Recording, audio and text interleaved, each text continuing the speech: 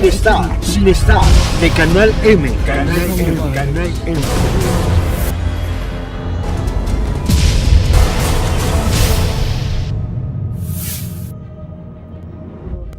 Y Titanes del Pacífico es un proyecto de este año 100% original. También puedo recordar tus libros de Nocturna con Chuck Hogan. Y entonces lo que yo quisiera preguntarte es cómo es el proceso creativo de Guillermo del Toro al momento de crear una nueva historia y una nueva película. Ok, sí, yo estoy de acuerdo contigo, menos reboots y más robots. Exactamente. Mejor, sí, sí.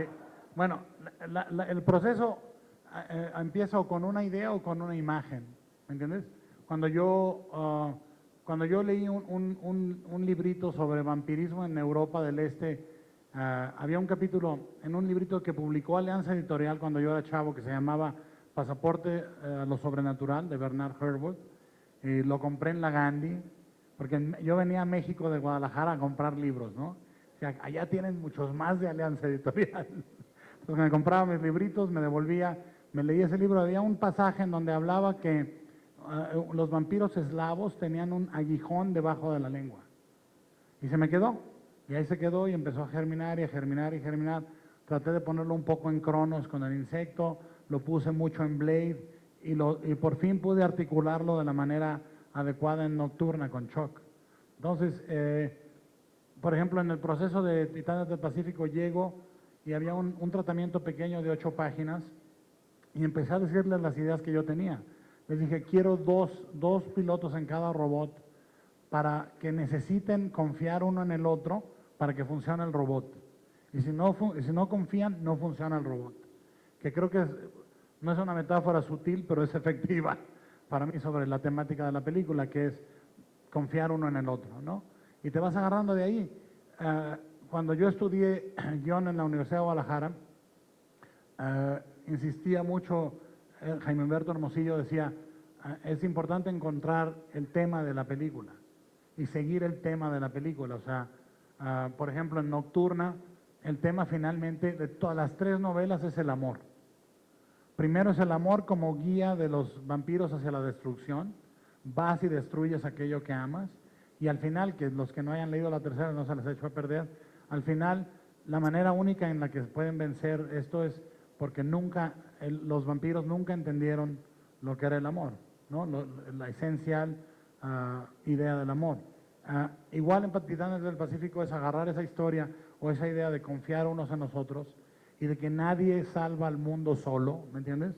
Y articularla a través de toda la película.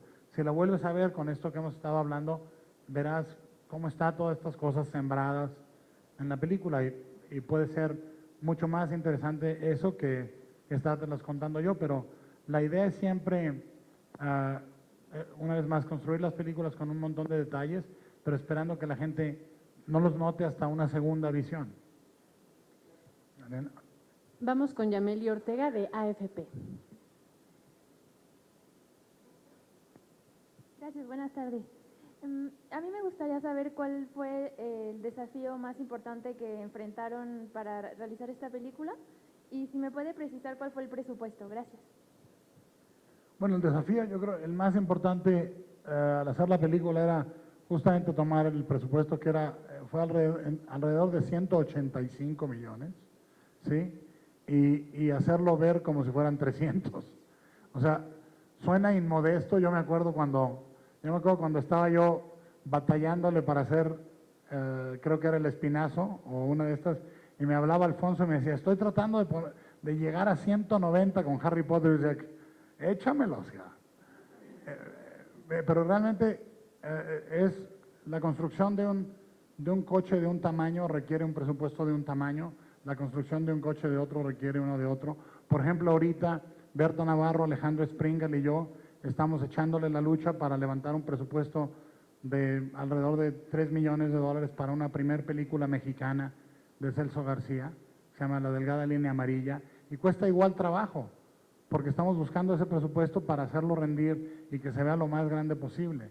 Entonces, como productor o como director, no importa cuál sea el tamaño, tratar de que rinda más. Ese es el reto más grande, y el otro reto grande es buscar, y eso espero que los que la hayan visto esté ahí, buscar no perder, que la película nunca pierda la mirada del niño de 12 años.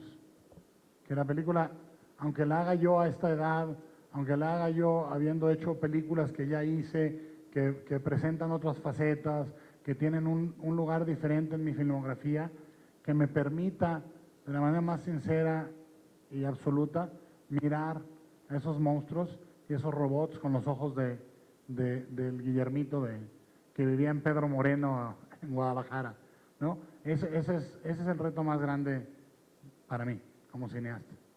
Gracias.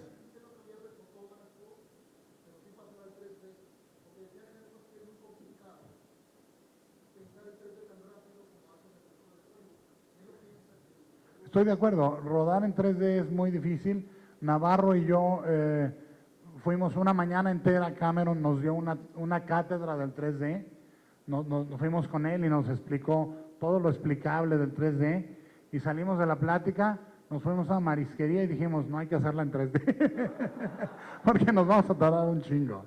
Entonces realmente lo que la hicimos para 2D y cuando optamos por convertirla al 3D, ya no había la presión de tiempo, ¿entiendes?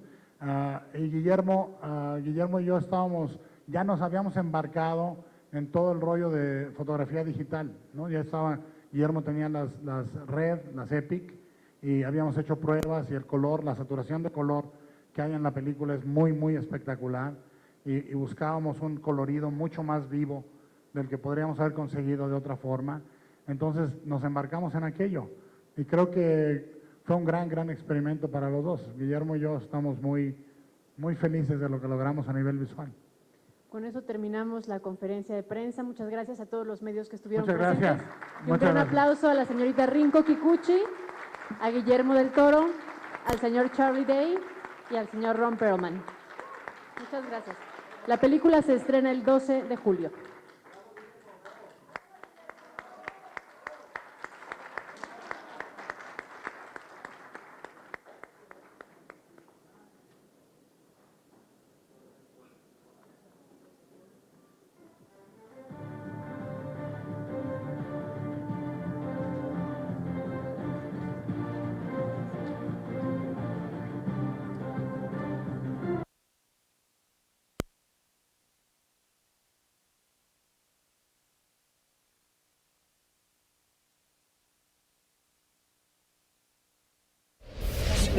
Cinestar de Canal M. Canal M.